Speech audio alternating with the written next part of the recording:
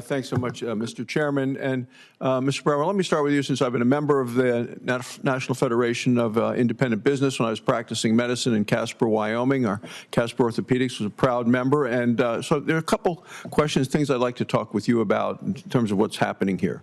Plenty of talk on the numerous tax increases that are facing small businesses coming to 2025. Republicans have been very loud and clear that we're going to do everything that we can in our power to make sure these tax increases never happen. We've talked about the death tax, the expiration of the small business tax deduction, increased tax rates across the board that would impact small business owners. To go even further, though, Democrats seem to want to add to that uncertainty that is facing the country and threaten small business owners with a new supercharged death tax, increased capital gains rates, an additional 5% surtax on small business income. And I mean, this to me looks like a plan to strangle small businesses. So are you hearing from small businesses and the owners about these provisions, and what are they telling you about the 2025 expirations on some of these new tax hikes that proposals that are being threatened? Thank you, Senator, and thank you for your NFIB membership. Really appreciate it. What we've heard from members, and there's so many different provisions out there, they're just generally aware a tax hike is coming, and what they have told us is about 66% of them will increase prices if this tax hike increases. About 44% will cancel or postpone planned capital investments, and then other businesses, there'll be other options, which will be they won't hire as many people, they potentially won't be able to increase benefits as they had planned. So it's going to have serious consequences for the small business sector. So with the things I mentioned that you mentioned are inflation, increased prices, hiring fewer people, higher unemployment. So what impact are these tax proposals then going to have on our broader economy? Yeah, I mean, they could have a significant impact just in the small business sector. If the 20% small business deduction expires, we would lose a potential growth of $750 billion over the first 10 years. Because if we make it permanent, that's where it's going to go. And we're going to lose potentially 1.2 million jobs that would have been there otherwise per year. So I travel all around Wyoming, talk to farmers, ranchers, small business owners. On Labor Day, I was in the small town of Meeteetse, Wyoming, a town that's so small that the high school football team plays in the six-man division because that's as many students as they have to be able to play. And one of the things that keeps them up at night is hearing this stuff about this stepped-up basis. Many operations across Wyoming and small business are generational. The Biden-Harris administration has proposed this supercharged death tax. If my colleagues on the other side of the aisle have their way in 2025, they'd allow the current death tax exemption to expire. I mean, when I hear about this in Meeteetse, Wyoming, this has really gotten out a long way from Washington, for people worried about what Washington may do that's going to apply their freedoms, their life, their livelihood.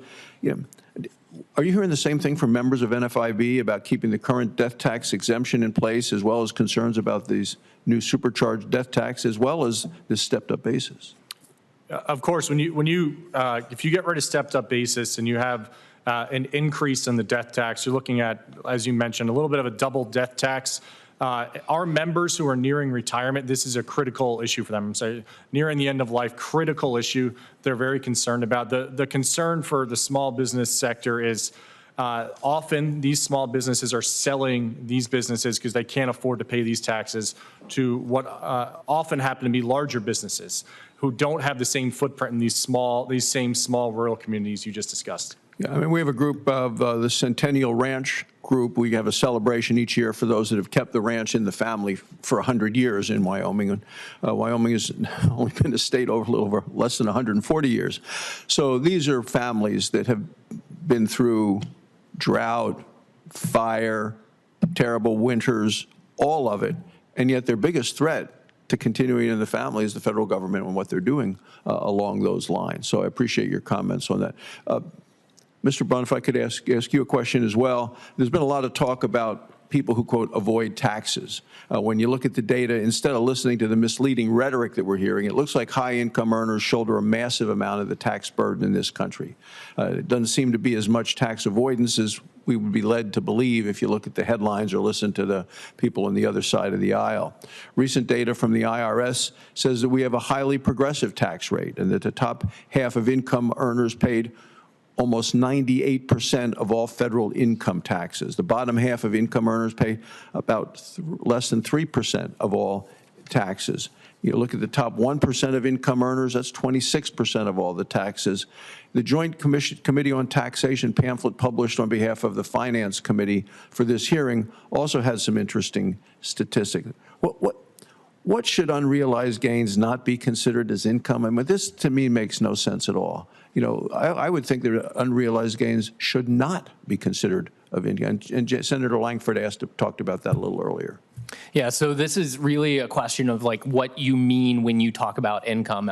In this conversation, there's been terms like economic income thrown out or just general income. And for me, thinking about the future of the tax code and the direction we should be going, we should be thinking about things like consumed income, income that's available for you to use in your daily life and in your consumption. And leaning into unrealized capital gains is the exact opposite direction than moving towards something like a concept of consumed income. And taxing unrealized capital gains would add additional complexities to the tax code, both on the compliance side and the administrative side, and a lot of uncertainty for taxpayers along the way. Thank you, Mr. Chairman.